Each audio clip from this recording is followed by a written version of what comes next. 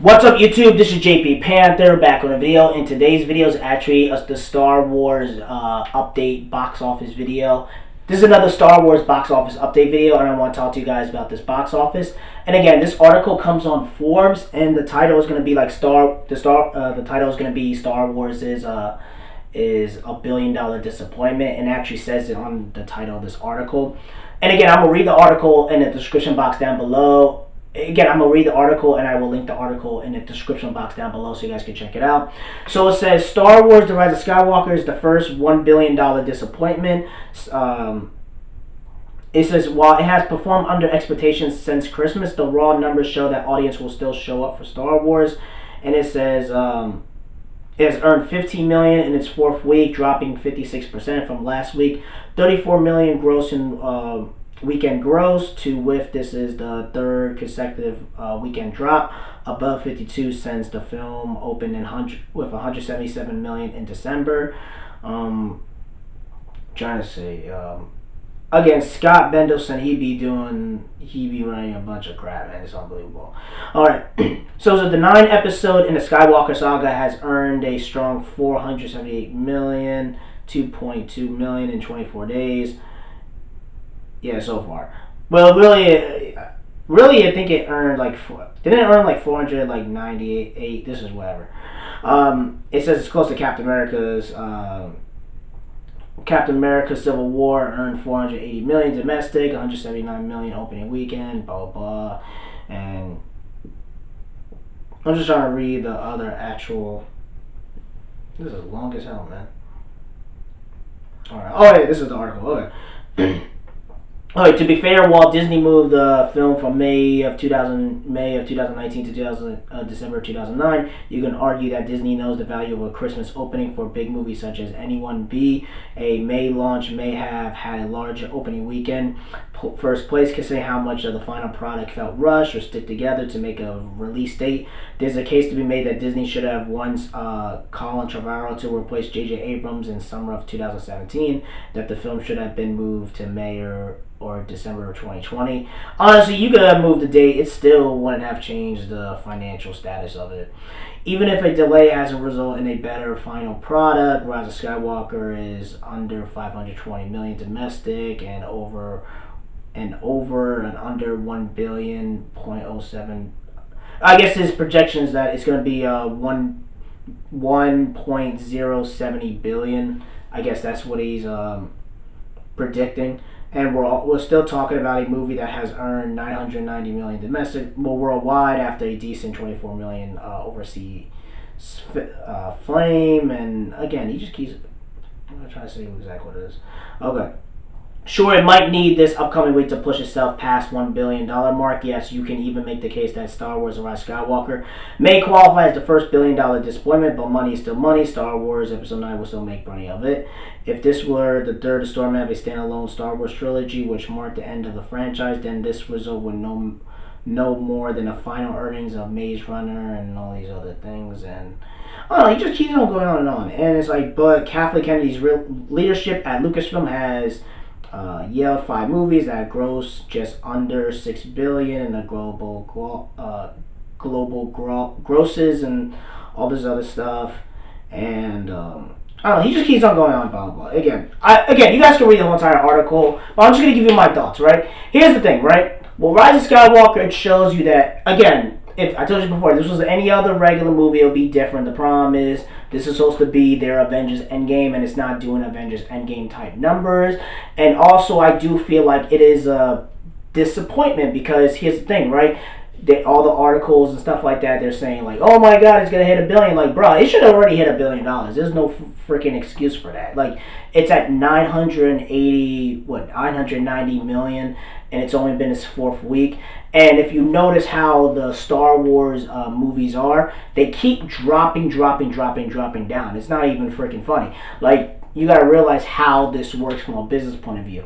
Is that The Force Awakens made $2 billion, Last Jedi made 1.3. This is gonna make 1.7 billion at best. You know what I mean? Like, 1.070 million, whatever. Yeah, a billion, whatever. But I'm saying, but again, it's again, it's making less than the other movies. And the thing is, when you buy a franchise and a property like that, you expect it to do more than you expect the third movie to make more than the first one and the second one. Like let's look at Avengers for a second, right? The first Avengers made 1.5 billion, Age of Ultron made like 1.4, Infinity War made like 2 billion, and Endgame became the highest grossing film of all time and made 2.8 billion. That's what a company wants. You don't want it to keep on going down and down and down. And the problem is that if you notice how Disney and Lucasfilm are, they just keep pulling bullshit out their ass. It's unbelievable. It's like, even now, they're like, oh, well, if you want to understand what happens, how Palpatine gets brought back, you have to buy and read this book. And the fan base is giving you guys a middle finger. Because they're just like, yo, bro, why are we going to spend our hard-earned money on the books?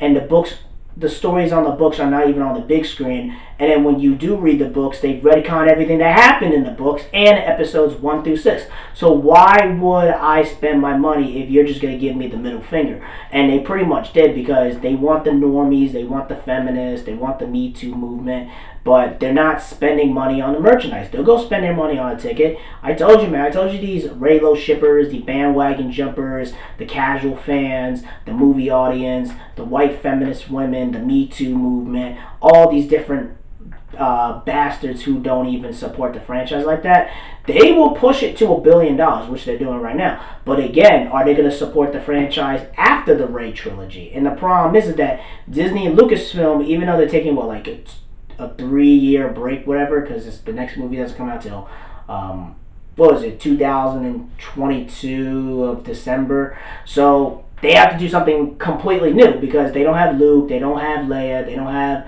Han Solo, they don't have any of the old characters they could use. And I told you before is that they said they're going to possibly use young Yoda in his prime and stuff like that. Oh no, man, it just shows you that, they have to really come out with something from scratch, and they have nothing that they can latch onto. And I'm curious about how those new 2022 Star Wars movies are going to do financially, because it might make less than the Disney Star Wars sequel trilogy. Really, it's the Rey trilogy. Let's be honest with you. Let's just keep it 100. But I do feel like the box office shows you that there's something wrong with the fandom, because it shouldn't do that less. And if you read about it, the shareholders, investors, they're really pissed off about it. They're really disappointed. But the problem is that if Avengers Endgame, instead of making 2.8 billion, it makes $1 billion, then people will be pissed off. But the problem is when you give out a half-assed, lazy product, you make Rey into Jesus, and you make Palpatine into Donald Trump, and do all the stupid crap and retcon everything, it's going to cause problems. And the problem is, even though it's making money, it's just going to be profitable at best. Like, you don't want it to be profitable. You want it to make more than what it is. You expect it to do 2.8 billion. Honestly, you expect us to do more. It should do at least Avatar type numbers. You feel me? Like Avatar numbers or Avengers Endgame type numbers. You know what I mean? I'm just saying, if you're spending all this type of money, and it shows you that the fan base is done with it, and it shows you that they can't milk this franchise like they do with the Marvel franchise. Like, the Marvel franchise is different. The fan base is more progressive and stuff like that. The Star Wars fans are pretty conservative, you know what I mean? It's a different type of energy, different type of aura. And the thing is, they want to keep making all these excuses and be like, oh, well, Marvel is superheroes, and Star Wars is science fiction. And I'm just like, bitch, it's Star Wars. Like, it's the one that started all this science fiction, technology, and special effects. Star Wars is the one that started all these crazy, special effect, big blockbusters. That's how it changed how you view the cinema. It changed how you view movies and stuff like that. At least big blockbuster movies. So I don't want to hear that crap. Star Wars is the OG when it comes to all that. But the problem is they ran it to a ground, and there's nothing that, they could really do to really fix it. And I like the Mandalorian and stuff like that, but again, you kind of retcon everything that Baby Yoda and Mandarin did, the Mandalorian did. So it makes it where it's like, okay, it makes it you're not as motivated to watch season 2, because they just retconned everything that happened in those Disney Plus TV series. So it's just like, okay, whatever. But I do feel like the box office is showing you that the fan base, and it shows you that financially, and it shows you that the fan base.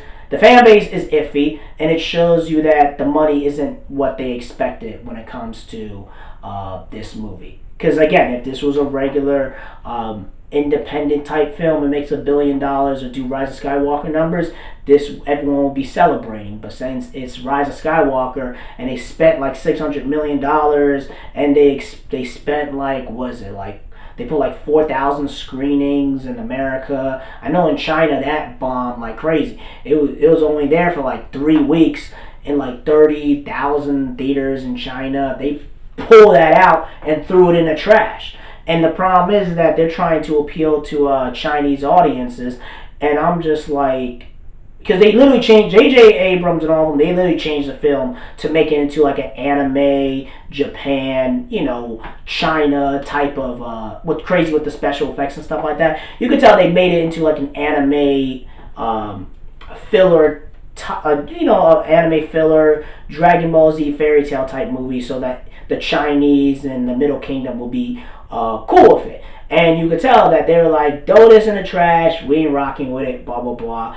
And that's the area, and that's the problem, is that China, that was the country that they wanted it to do the most. And it did way less than Solo. It did just as bad as Solo, I think. Because in China, what I've read online is that, at least when it comes to Rise of Sky, well, at least Star Wars in general, Force Awakens made like 100 million. Rogue One made like 60 million. Last Jedi made like 40 million.